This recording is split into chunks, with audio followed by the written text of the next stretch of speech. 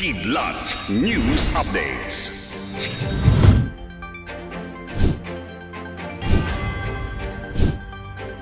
Ako po si Cesar Soriano, kasama ang buong puwersa ng Kidlat News Channel para ihatid ang mga nangungunang balita sa buong kapuluan.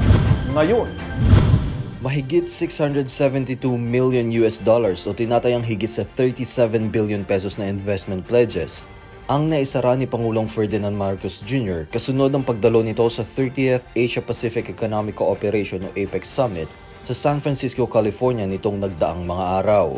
Base sa pahayag ng Presidential Communication Office, kabilang sa investment pledges o mga naipangakong pamumuhunan mula sa iba't ibang sektor, ang 400 million US dollars para sa telecommunication sector, 250 million dollars para sa semiconductor at electronics, $20 million naman para sa pharmaceutical and healthcare habang 2 million para sa artificial intelligence o AI para sa weather forecasting at $0.3 million sa renewable energy. Isa pa sa mahalagang pangako ang naisara ng Pangulo ay ang pagpapadala ng kauna-unahang 2 internet micro-GEO satellites para sa pagpapausbong ng teknolohiya ng bansa, kauna-unahang US FDA-approved manufacturing facility na itatayo sa Pilipinas, at kasunduan sa pagitan ng Meralco at Ultrasafe Nuclear Cooperation na magsasakatuparan ng first phase ng proyekto sa sustainable energy.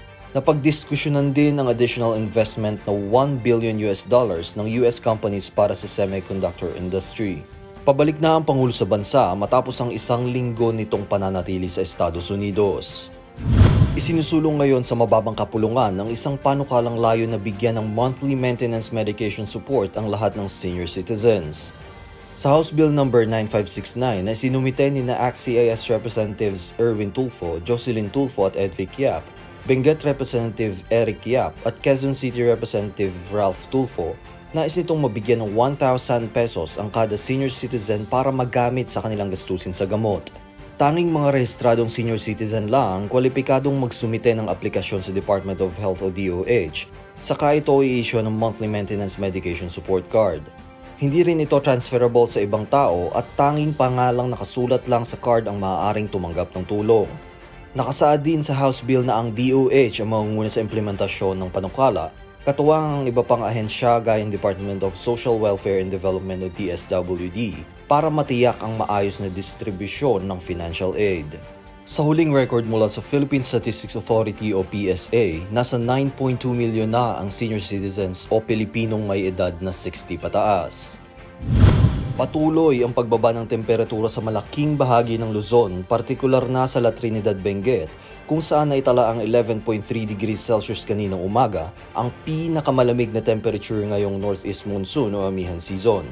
Bumaba sa 13.4 degrees Celsius ang temperature sa Baguio City, 7.8 degrees Celsius sa Basco, Batanes, habang 19.5 degrees Celsius naman ang parehong naitala sa Lawag City, Ilocos Norte at sa Tanay, Rizal.